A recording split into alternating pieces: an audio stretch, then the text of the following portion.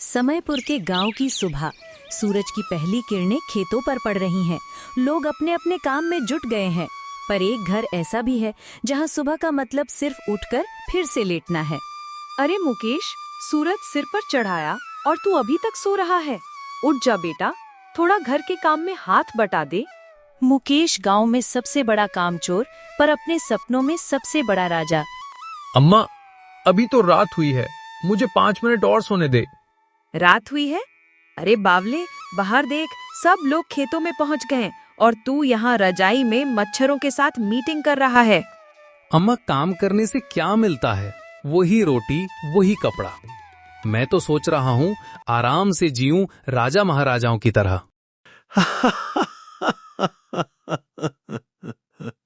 अरे गौरी, ये तेरा बेटा तो गांव का सजाया हुआ शोपीस है। कहीं लगाकर रख दे ताकि सब देख लें कि इतना आलसी भी हो सकता है। देखो, मेरे ऊपर जलन हो रही है। मैं आराम से रहता हूँ तो इनको तकलीफ क्यों? मुकेश की जिंदगी का सिद्धांत साफ था, जो कर सकता हूँ आज वो कभी मत कर, कल भी नहीं। मुकेश, तेरे अब्बा अगर जिंदा होते तो तुझे खेतों में हल चलाते देखते तो गर्व करते, और तू तो बिस्तर में धान बोने की सोच रहा है। अम्मा, हल चलाना पुरानी सोच है। मैं तो बड़ा आदमी बनूंगा, बस वक्त आने दो। वक्त आएगा भी तो तेरे तक पहुंचेगा कैसे? तू तो दरवाजा खोलने के लिए भी नहीं उठेगा। गौरी अम्मा खेत की तरफ जा रही थी, सोचा सब्जी देती चलूं। पर अम्मा, आप इतनी थकी क्यों लग रही हैं? क्या बताऊं सुनीता, ये बेटा तो बस खाने और सोने में उस्ताद है, हाथ पांव चलाना तो भूल ही गया है। अरे मुकेश भाई, थोड़ी मदद कर दो अम्मा की, नहीं तो लोग कहेंगे कि तुम माँ के सहारे जीते हो। लोग कहे ना कहे, मुझे क्या? अम्मा तो मेरी हैं, उनका फर्ज है मेरा ख्याल रखना। गौरी बहन, पिछले महीने का राशन का हिसाब अभी बाकी है, देख लो, वरना मैं उधार बंद कर दूंगा। भाई थोड़ा वक्त दे दो, खेत में फसल आएगी तो चुका दूंगी। गौरी का दिल टूटा हुआ था। एक तरफ कर्ज, दूसरी तरफ बेटा जो मदद करने की बजाय बोझ बन गया था। गांव में दिन तो सबका निकलता है, पर गौरी के लिए हर दिन एक नया संघर्ष लेकर आता था, और मुकेश उसके लिए हर दिन बस एक लंबी नींद का तोहफा। गांव में खबरें हवा से भी तेज फैलती हैं, और जब बात किसी के कामचोरी की हो तो मजाक का तड़का भी साथ आ जाता है। मुकेश की आलसी आदतों की चर्चा अब हर कोने में हो रही थी। अरे सुने हो, कल मुकेश को उसकी अम्मा ने खेत में भेजा था, लेकिन साहब छांव में बैठ के मटर खा रहे थे। भाई काम करे तब ना, उसको तो घास काटना भी लगता है जैसे पहाड़ तोड़ना हो। और सुना है पिछले हफ्ते लकड़ी काटने भेजा था तो कुल्हाड़ी लिए गांव के पेड़ के नीचे सो गया था। हंसी मजाक में लोग भूल जाते हैं कि ऐसे तानों का असर किसी की इज्जत पर भी होता है, मगर मुकेश उसके कान पर जूं तक नहीं रहेंगी। मुकेश, तू फिर दिन के उजाले में सो रहा है। खेत का काम कौन करेगा? अनाज का ढेर लगा है। अम्मा, एक तो ये गर्मी, ऊपर से वो काम, कल कर लूंगा सब। कल कल कल, तेरा कल तो कभी आता ही नहीं। हरिया के लड़के को देख, सुबह से खेत में लगा है। अरे अम्मा, दूसरों से क्यों तुलना करती हो? मैं कोई बैल थोड़े ना हूँ। गौरी का दिल बैठ जाता था। जिस बेटे के लिए अपनी जवानी खपा दी, वही अब उसके लिए बोझ बन चुका था। गांव के हर घर से एक आदमी हफ्ते में 2 दिन गांव के तालाब की सफाई में हाथ बटाएगा, और इस लिस्ट में मुकेश का नाम सबसे ऊपर है। अरे मुकेश और काम, ये तो देखना पड़ेगा। सरपंच की बात सुनकर मुकेश का चेहरा ऐसे उतर गया जैसे किसी ने उसके खाने का थाल छीन लिया हो। अरे मैं क्यों जाऊं तालाब साफ करने?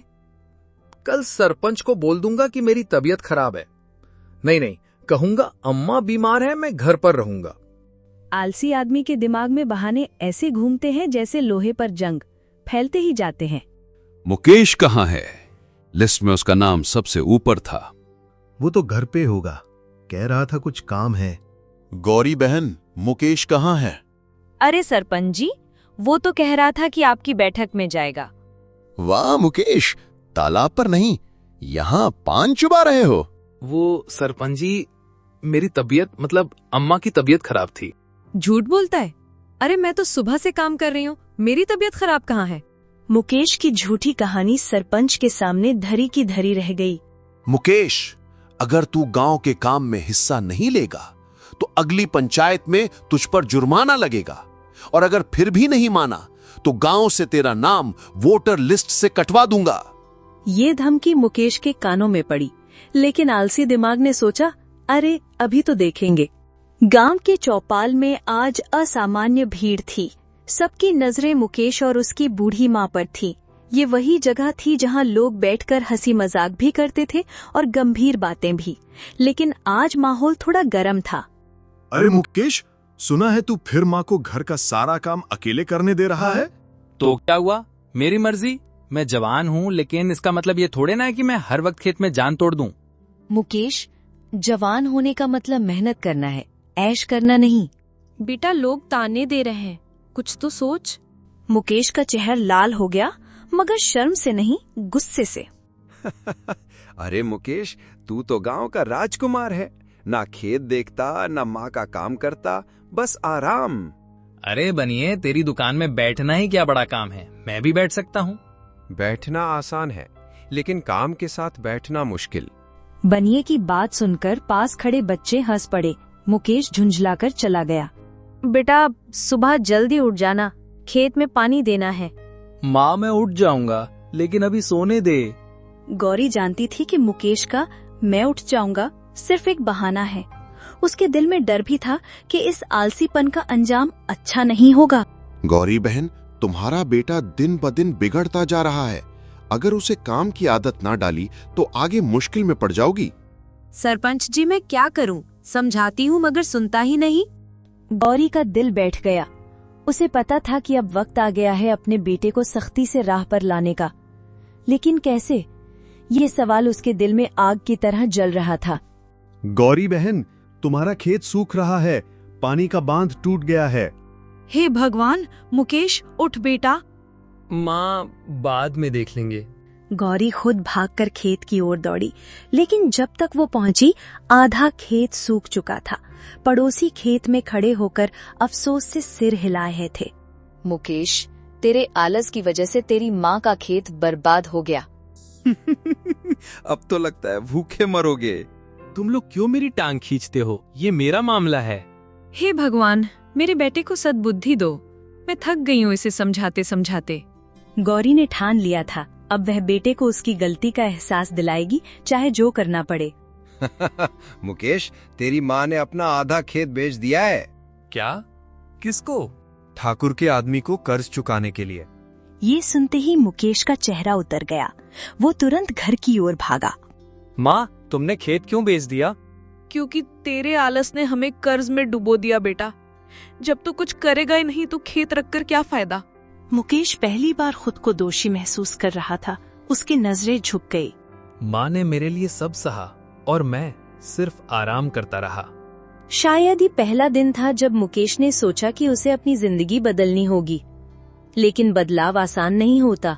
गांव का तालाब लोगों के मिलने जुलने की जगह थी। औरतें कपड़े धोती, बच्चे पानी में कूदते खेलते। ऐसे में मुकेश तालाब किनारे बैठा था, हाथ में एक लंबा बांस और पानी में तैरते पत्तों को ठेल रहा था, जैसे उसके पास दुनिया का सबसे बड़ा काम हो। मुकेश, तू यहाँ बैठा है? मैंने तुझसे कहा था ना, घर के पिछवाड़े की दीवार टूट रही है, उसे ठीक कर। अरे अम्मा, दीवार को क्या जल्दी है गिरने की? वो भी इंतजार करेगी। पहले मैं यहाँ गांव की सुरक्षा कर रहा हूँ, मछलियाँ गिन रहा हूँ। मछलियाँ गिरने से पेट भर जाएगा क्या? अरे ज्ञान की बात कर रहा हूँ, पेट की नहीं। हरिया हंस पड़ा, लेकिन गौरी का माथा पसीने से भीग चुका था। वो जानती थी कि बेटा काम से ऐसे ही भागता रहेगा। बाजार में आज थोड़ी हलचल थी। सरपंच ने ऐलान किया था कि गांव में सफाई अभियान होगा। सुन लो सब, कल सुबह 8 बजे हर घर से एक आदमी आएगा सफाई के लिए। सरपंच जी, मेरे घर से मुकेश आएगा। क्या? अम्मा, मैं तो कल बीमार पड़ जाऊंगा। तुमने बीमारी पहले से बुक कर रखी है क्या? अरे मुकेश तो सफाई करेगा तो उसकी हड्डियां भी नए साल में साफ दिखाई देंगी। गांव वाले हंस पड़े। मुकेश को लगा सब उसका मजाक उड़ा रहे हैं, लेकिन वो चुप रहा। सुबह सुबह गांव के लोग झाड़ू, टोकरी और फावड़े लेकर तैयार थे, लेकिन मुकेश के घर के दरवाजे बंद थे। मुकेश, उठ जा, सब लोग सफाई कर रहे हैं। अम्मा, मुझे बुखार है, 104 डिग्री। चल झूठा, अभी तो कल तालाब में कूद रहा था। ऐसे लोग गांव की तरक्की में रुकावट होते हैं। गौरी को शर्म आ रही थी। उसने मुकेश को खींचकर बाहर निकाला और झाड़ू थमा दी। आज तू करेगा, चाहे आसमान टूट पड़े। अरे अम्मा देखो, मैं तो प्रोफेशनल सफाई वाला हूँ, पर थोड़ा आराम भी चाहिए। सफाई के बाद मुकेश वापस आया, पसीना पसीना। लेकिन पसीना मेहनत का कम और बहाने बनाने का ज्यादा था। देख मुकेश, अब तू बड़ा हो गया है। ये गांव हंसी ठट्ठा करता है, पर कल को तुझे खुद पर शर्म आएगी। अम्मा मैं कोशिश करूंगा। बस बेटा, कोशिश ही सबसे बड़ी ताकत है। गौरी के शब्द शायद मुकेश के दिल में कहीं उतरने लगे थे, लेकिन कहानी यहीं खत्म नहीं हुई थी। असली मोड़ अभी बाकी था। गांव में एक अजीब सी हलचल थी। चौपाल पर भीड़ लगी थी। कुछ लोग फुसफुसा रहे थे कि पास के खेत में चोरी हुई है। अरे सुनो, लालचंद बनिया के खेत से गेहूं के बोरे गायब हो गए हैं। किसी ने रात में गाड़ी लगाकर सब ले गए। मैंने तो पहरा भी रखा था, पर फिर भी चोर निकल गया। भीड़ में अचानक किसी ने कहा, कहीं ये मुकेश का काम तो नहीं? चुप रहो, मेरा बेटा कामचोर हो सकता है, चोर नहीं। हाँ, मैं चोर नहीं हूँ। लेकिन लोगों की शक की निगाहें फिर भी उस पर थीं। मुकेश को पहली बार महसूस हुआ कि अगर आदमी कुछ नहीं करता तो लोग उसके बारे में सबसे बुरा सोच लेते हैं। मुकेश उस रात सो नहीं पाया। उसे बार बार वही बातें याद आ रही थीं। कामचोर, बेकार, चोर। क्या मैं सच में इतना निकम्मा हूँ? अम्मा मेरे लिए लड़ती है और मैं बस दिन भर बहाने बनाता हूँ। उसे अम्मा का थका चेहरा याद आया। वो आंगन में बैठी टूटी चप्पल में दिन भर मेहनत करती हुई। सुबह होते ही मुकेश घर से चुपचाप निकला। वो सीधे लालचंद के खेत की ओर गया। अरे मुकेश, तू यहाँ क्या कर रहा है? मैं आपकी मदद करने आया हूँ। चोरी करने वाला मैं नहीं था, लेकिन ढूंढने में मदद करूंगा। मुकेश ने सच में काम शुरू कर दिया। खेत की मेड़ पर पैरों के निशान देखना, झाड़ियों में कपड़े के टुकड़े ढूंढना। मुकेश को झाड़ियों में एक पुरानी टोपी मिली जो पास के गांव की शंकर की थी। सरपंच जी, ये देखिए, ये शंकर की टोपी है। हाँ, ये तो सही कह रहा है। गांव के लोग शंकर के घर पहुंचे और चोरी का सामान वहीं मिला। मुकेश, तूने तो कमाल कर दिया। देखा, मेरा बेटा चोर नहीं, हीरो है। शाम को चौपाल पर सरपंच ने सबके सामने मुकेश की तारीफ की। आज मुकेश ने साबित कर दिया कि अगर इंसान चाहे तो अपनी पहचान बदल सकता है। मैंने सीखा है कि काम से भागकर इज्जत नहीं मिलती, मेहनत से मिलती है। यही है मेरा बेटा। उस दिन के बाद मुकेश ने काम से कभी मुंह नहीं मोड़ा।